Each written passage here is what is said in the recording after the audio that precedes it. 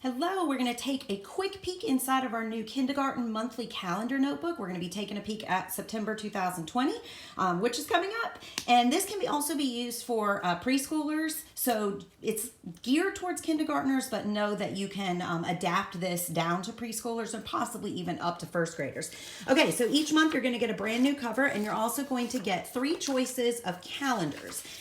One is going to be the tracing option. One is going to be just blank, already written numbers that you could use dot paint on to mark for kids who aren't tracing it.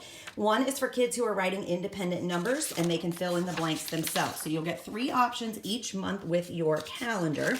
You're going to have a page to focus on the year, the month, and the season, and also some fun little cutouts that you can use to practice cutting skills and also decorate. You have 2 choices, or you can use both. One is for tracing, and one will come with these letters, and you can cut these out and glue these down, you or your child, and then also use the cutouts to decorate that. You're going to have a page that focuses on this season to discuss that. You're going to have days of the week talking about what day it is today, what day it was yesterday, what day tomorrow will be. Just a discussion page to practice and identify days of the week each day. Same thing with the months of the year. You're also going to have a weather graph that's going to help your child with graphing skills and also identifying the weather each day and have a fun memory to look back on what the weather was like. Each day your child will practice reading and or tracing a number word. If your child is not ready to trace yet, then you can just use this page as a practice to count, where they could color these little dots in and have exposure to the number word. Most kindergartners are going to be ready to trace, so if it's the 3rd of September, you would do the number 3. If it's the 2nd, you would do the number 2. There's enough pages to go all the way through 31. If your month has 31, obviously just do up until the end of that month. You're also going to practice tracing a letter each day, and if your child is still practicing saying the alphabet or identifying letters, you can use these pages in all sorts of ways. So if your child is tracing, just trace 1 letter per day, maybe talk about something that begins with that letter. You can use uppercase and lowercase, or one or the other, depending upon what you're working on. You can also use this page as a way to say, hey, can you point to the letter P for me? And then use this as a way to practice letter identification. So there's many different ways. If your child is working on beginning sounds, there's a page to include that shows beginning sounds and gives your child an opportunity to trace the emphasized beginning sound. You're going to get a set of cards that I recommend putting into a little bucket or something, and then each day your child will choose out a card, and that will be the color of the day. And you're going to match it and read it. There's also another option if your child is tracing that you can use this option instead, and they would choose the card out, find the matching, and then find the color word and trace that color word. So there's a couple different options to make this work for your child.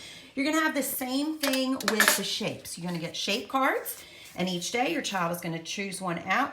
And then I recommend this as our lower level, where you would just have the word written there and your child would maybe dot paint the shape or color the shape and practice reading the shape word. Or if your child is more advanced, you're going to use the same thing with the colors, where you're going to find it like this. It's a little more difficult. Next, you're going to see a place to practice name writing. It's neat to have a keepsake of your child as he or she is learning to write his name. So you can do this in several ways. There's 3 different paper options. You can see the tracing lines that I have in this one. You can write your child's name and have your child trace over the top of it. Or you can have a little card with your child's name on it, and your child looks at the name and writes the name, or your child can write their name independently. I recommend doing this once a week, which is why there's 4. If you want to do it every day, you can just print more of this sheet. That's totally up to you. The next thing we have is a little journaling page, and what I recommend for this is writing in the date. So if it's September 1st, you're going to write a 1 right here. You may not do this every day, so you can just, write whatever days you do it. And I recommend encouraging your child to tell you one thing that they did that day. So maybe you had pancakes for breakfast, and if your child is writing independently, then your child can sound it out and write, I had pancakes for breakfast. Or your child can dictate the sentence to you and you can write, I had pancakes for breakfast, and encourage your child to draw a little picture to go along with that.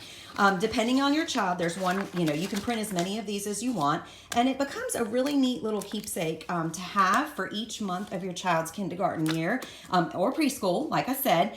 And each month with our kindergarten monthly calendar notebook membership, you're going to get a new one of these that is focused on that month, plus access to use anytime theme. So example, I just finished the farm theme. I'm planning an ocean theme, a transportation theme. And for those, the date and the year and the month, sorry, would be blank. And this calendar would be blank. It would just have the themed pictures and you would do the writing in there. So there's going to be lots of options for you to use. And I hope many of you enjoy this as you homeschool your young children.